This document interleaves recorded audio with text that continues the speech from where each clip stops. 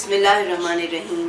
اللہم صلی علی محمد و آل محمد وجل فرجہم اجمعین۔ پیارے بچوں، النور چینل کی طرف سے بہت ساری دعاؤں، نیک خواہشات اور ایک خوبصورت کہانی کے ساتھ ہم آپ کی خدمت میں ایک مرتبہ پھر حاضر ہیں۔ مجھے امید ہے کہ آپ کے گھر والے، آپ کے بہت سارے پیارے محفوظ ہوں گے، صحت مند ہوں گے اور آپ بھی احتیاط کر رہے ہوں گے۔ احتیاط کیا ہے؟ غیر ضروری گھر سے باہر نہ جائیں، اپنے ہاتھ بار بار دھوئیں اور سب سے بڑھ کر ماسک لگائیں اگر گھر سے جانا کبھی بہت ضروری بھی ہو جائے۔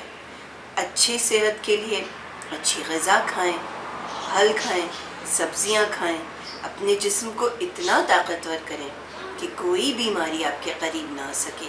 اور سب سے بڑھ کر یہ جو ہمیں تھوڑا سا فارغ ٹائم ملا ہے، فرصت کا وقت ملا ہے، نہ کوئی زیادہ ہوم ورک ہے، نہ اسکول کی ٹینشن ہے، اسے اللہ سے محبت میں گزاریں۔ ہماری آج کی کہانی بھی اللہ اور ان کے پیارے رسول حضرت محمد صلی اللہ علیہ وآلہ وسلم سے محبت کی کہانی ہے۔ آپ سب جانتے ہیں کہ ہم ماہ شوال میں ہیں۔ ماہ شوال یعنی عید الفطر کا مہینہ۔ اسی مہینے میں ایک تاریخ کا تعلق ایک بہت مشہور جنگ سے ہے جسے غزوہ احد کہتے ہیں۔ مجھے امید ہے کہ آپ سب کو پتا ہوگا کہ غزوہ کیا ہے۔ آپ کو نہیں معلوم؟ چلیں میں بتا دیتی ہوں۔ غزوہ اس جنگ کو کہا جاتا ہے جس میں حضرت محمد مصطفیٰ صلی اللہ علیہ وآلہ وسلم خود شریک ہوئے ہیں۔ جی بالکل، اس جنگ کو غزوہ کہتے ہیں۔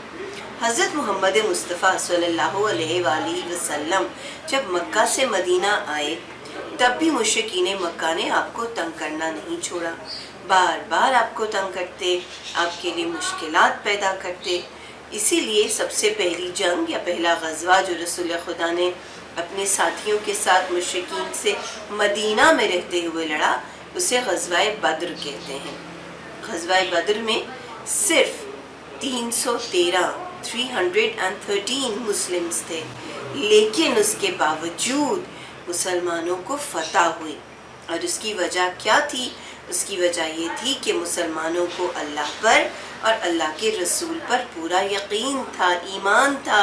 وہ پوری ہمت کے ساتھ اللہ کی طرف بڑھے، اللہ کے راستے میں گئے اور دشمنوں کو ہرا دیا۔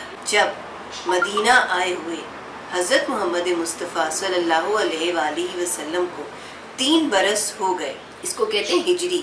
پتہ ہے نا آپ کو ہجری سال، پہلا سال ہجرت کا پہلا سال، پہلی ہجری، ہجرت کا دوسرا سال دوسری ہجری، اور تیسرا سال تیسری ہجری۔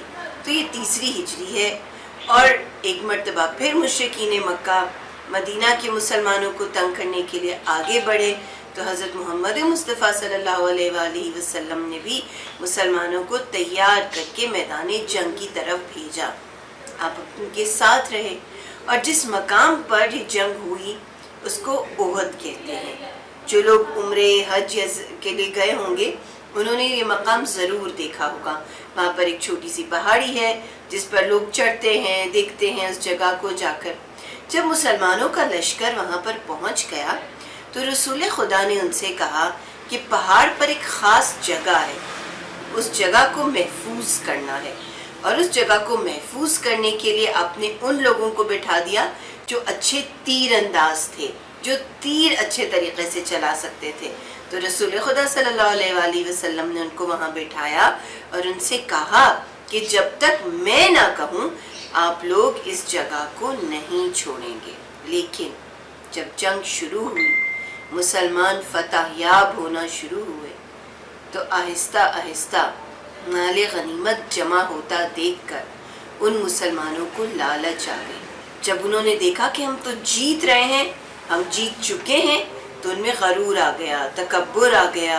وہ رسول خدا کی بات کو بھلا کر اپنے اس مقام کو جہاں رسول خدا نے انہیں تیروں کے ساتھ بیٹھنے کے لیے کہا تھا، سے کہا چھوڑ کر بھاگ آئے، تاکہ کہیں ایسا نہ ہو کہ کوئی اور مال غنیمت لے جائے اور وہ محروم ہو جائے۔ وہ کفار، وہ کافروں کا لشکر، وہ کافروں کی فوج جو ہار کر واپس پلٹ رہی تھی، جب اس نے مسلمانوں کو وہ جگہ خالی کرتے دیکھا تو ان کو موقع مل گیا، پہاڑ پر چڑھ گئے۔ وہ مقام جہاں پر پہلے تیر انداز بیٹھے تھے، اب ان کی حفاظت کرنے کے لیے کوئی بھی نہیں تھا۔ کافروں نے وہاں سے آ کر مسلمانوں پر حملہ کیا، یعنی پلٹ کر ہارنے کے بعد حملہ کیا، مسلمانوں کو بہت نقصان پہنچایا، اور بہت سارے مسلمان اس جنگ میں شہید ہو گئے۔ رسول خدا صلی اللہ علیہ وآلہ وسلم کے دانت بھی اسی جنگ میں شہید ہوئے تھے۔